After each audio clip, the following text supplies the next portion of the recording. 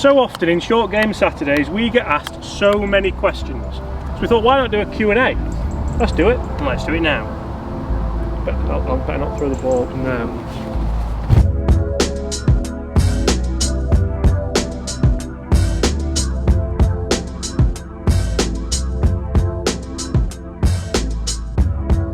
Forward, open the loft up and then flop it up in the air like.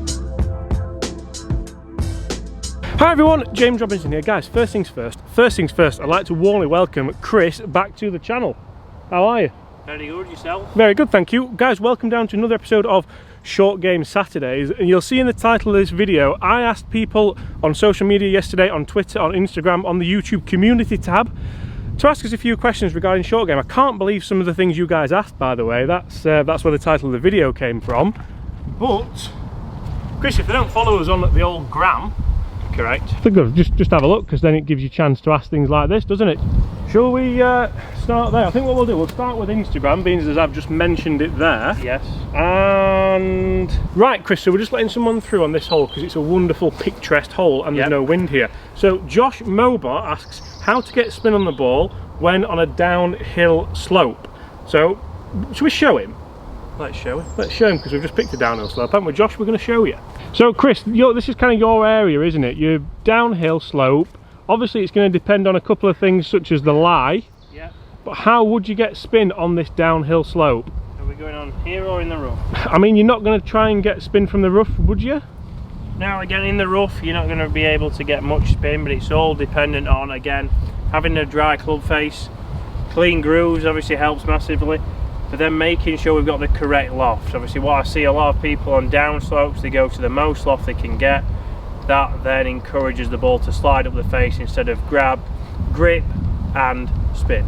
So here I would have all my weight left, again, shoulders on one leg? Pretty much. Shoulders with the slope.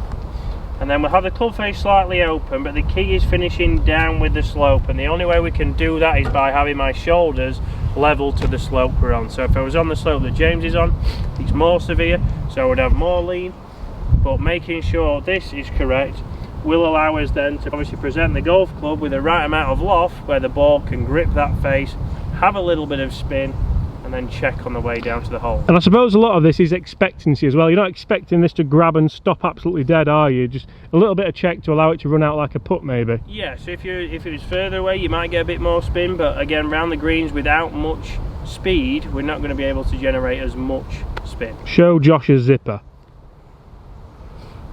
So again, shoulders with the slope, finish low. So you could hear that grab, and now it's running out nicely like a putt. He's never rolled it, has he? Ooh, good effort. So again, it gripped on the second bounce there, and then still ran out probably 15 feet, 20 feet. Right, Chris, nicely answered there for Josh. Now we're moving on to Joe, I believe. Yeah, we've got Joe. He's asked, what are the best ways to practice your short game without a designated short game area?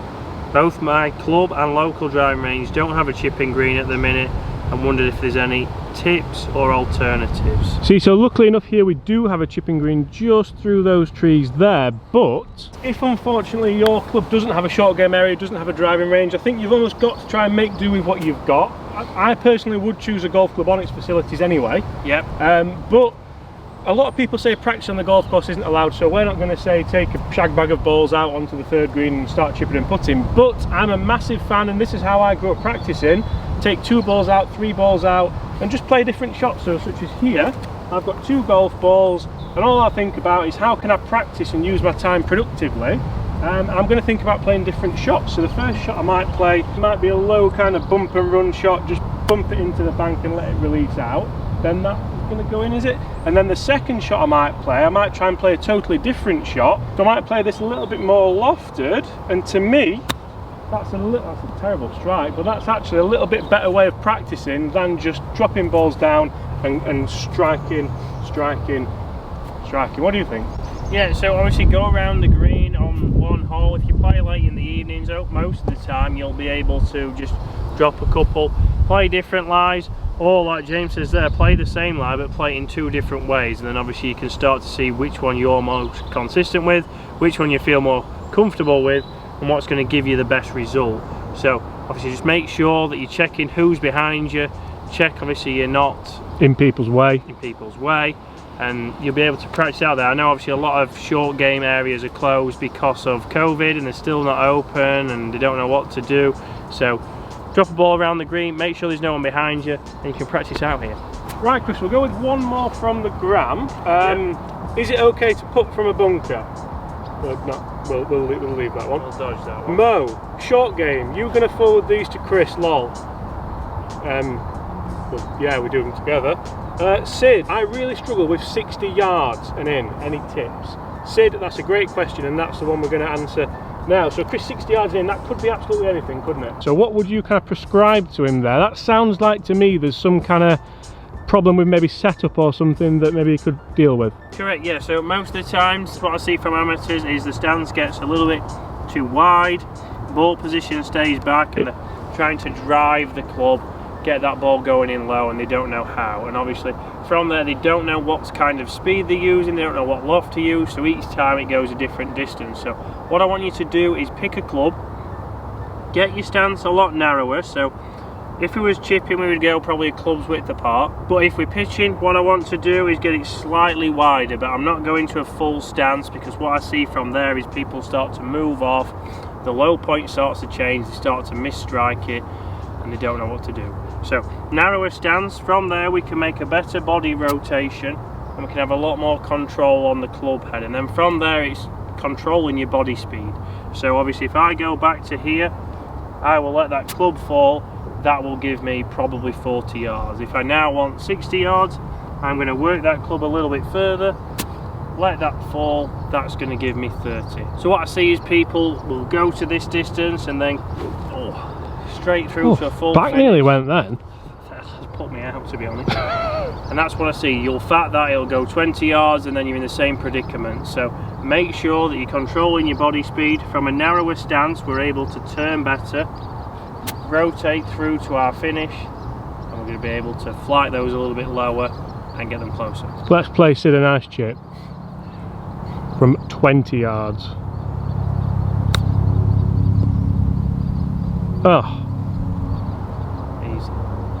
Easy game, easy life. Right guys, so there's a few questions answered from Instagram. If you do want to follow us both on Instagram, then you will see a few kind of behind the scenes things of when we do film and play and all the rest of it. Chris, should we go to Twitter now? Yep, let's move on over. Right, so the wonderful world of Twitter, which can sometimes be a wonderful world, sometimes be horrible. Let's have a look.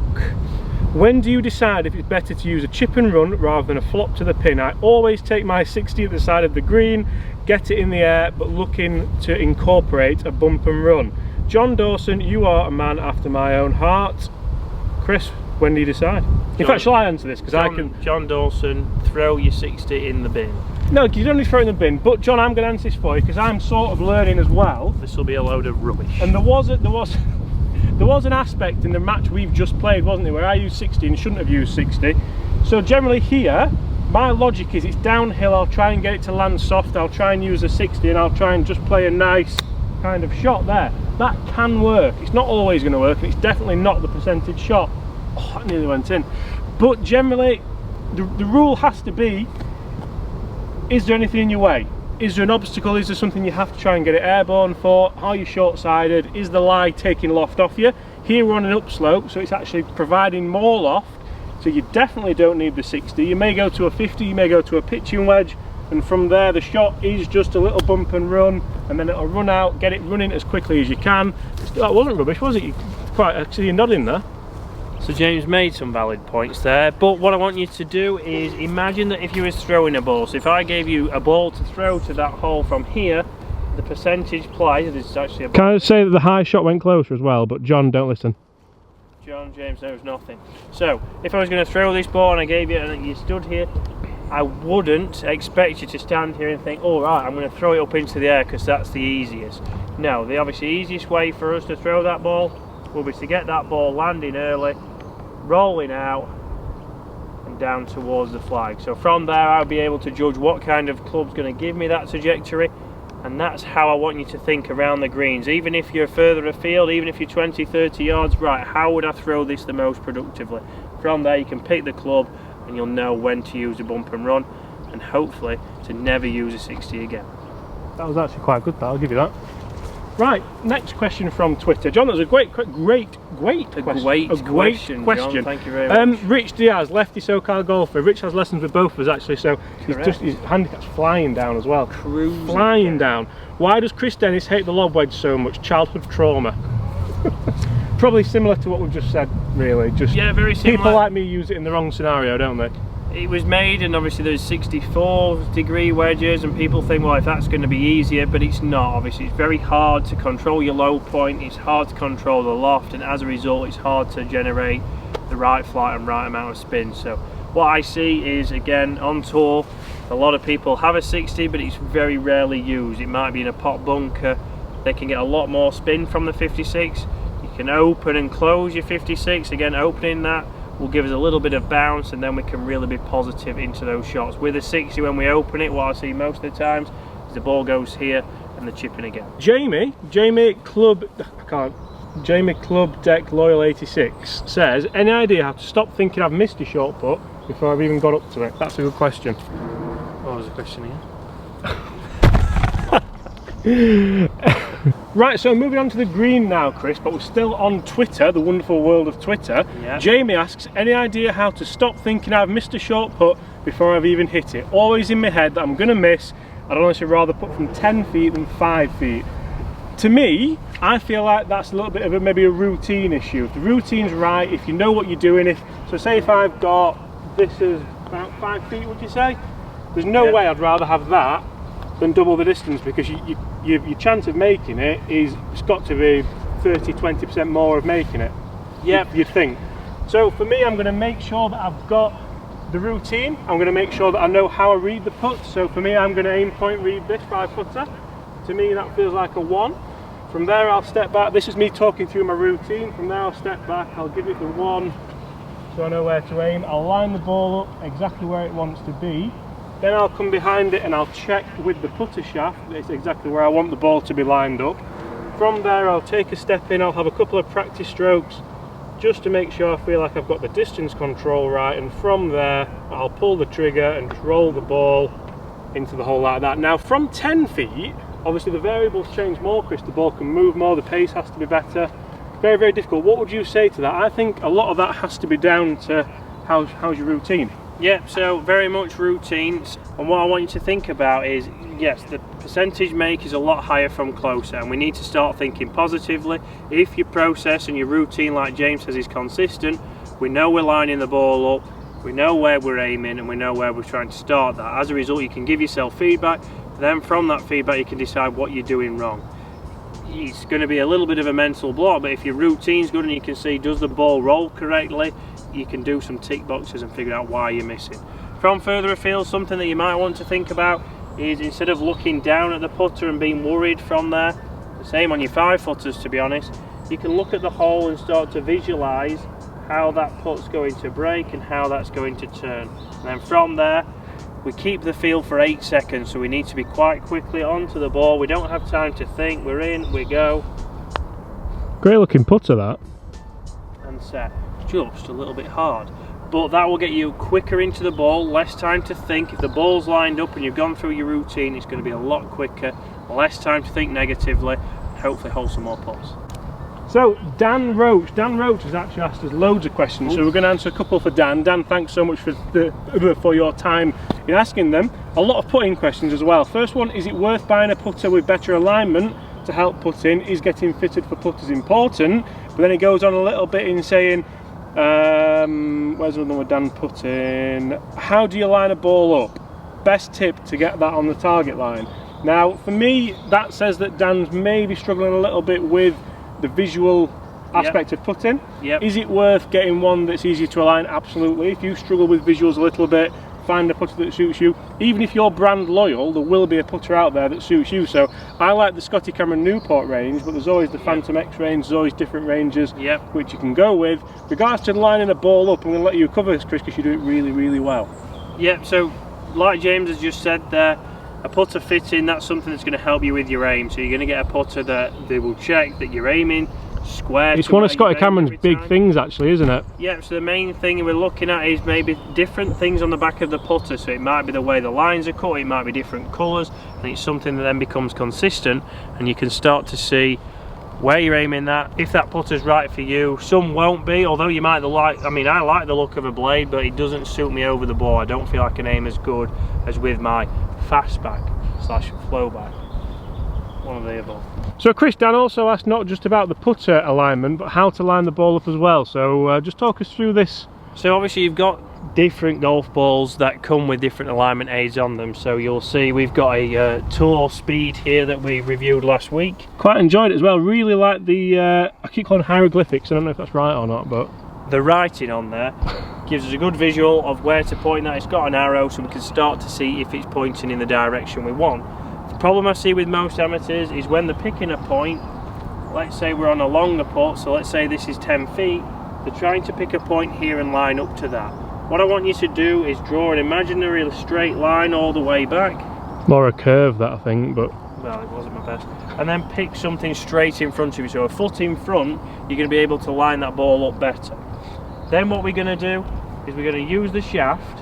We're going to get the sign on the right. For me, I'm right eye dominant, so I have it on the right hand side of the shaft, and then I can check if it's at my point just in front. So picking something close to you, picking something in front, it's easier to line up to, and then I'm able to come in, put a good stroke on that hopefully, and get that ball feathering into the hoyo. And you see a lot of that hoyo, very Spanish. And you see a lot of that for me actually comes back to how's your routine. Do you have a routine when you putt, or do you just guess? Do you do different things randomly? Did you miss the last putt that you lined up, so you don't line the next one up, but then you miss that one, so you line the next one up? Stick to a routine, practice a routine, and for me that's the biggest thing, because obviously I've had putting lessons with yourself, and although the stroke was terrible, the routine was also terrible. Yeah. And I think the change in routines actually helped more than necessarily the strokes changed. Especially a good routine is going to help you 3-putt less. So you might not hole as many putts, you might hole a few more putts, but the main thing is you'll get rid of 3 putts, because you'll start to obviously have a routine for pace. Looking at the holes, always that good visual that we've just gone through. Lining the ball up, you're giving yourself feedback. Then you can diagnose potentially what you've done wrong. So now we're going to jump on to the YouTube community. We're going to answer a few questions there. So the first question that comes up in the YouTube community, Simon Price. Simon says, can you do a session on how brilliant the 60 degree is? I think Chris would love it. No. Stephen Gerrard. Thanks for your time, Simon. Stephen Gerrard, probably not the Stephen Gerrard. What determines if you play the ball forward in your stance or on the back foot for chip shots? Why use gap wedge forward in your stance and add loft instead of using a 56 degree, for example? That's a good question, and I think you're going to quite enjoy answering this. I'll give you a club with some bounce on. So I don't mind having the ball position back and the ball position forwards. Most amateurs I see struggle because they don't know what club selection they need to go with. They don't know, do I have it open, do I have it closed? A lot of the times I see people get the ball back. Should probably move on to the fringe here, or people might lose their minds. True. I wasn't going to hit it, but... So what I see with a lot of people is they move the ball position back, then the club face starts to come in open and they start to chip to the right. Like, why is it gone there? So if we then close the club face, that brings in the leading edge, and then what we see from most amateurs is the leading edge will then dig in, the ball will come off like a rocket and it'll shoot past. So keeping the ball position forwards for me enables the body to work a lot better. So from a forward position, what I can now do is have my weight and my sternum ahead of the ball, and from here I can turn better, which presents a loft that I want. I can play low shots, I can play high shots, even from a ball position that's forwards.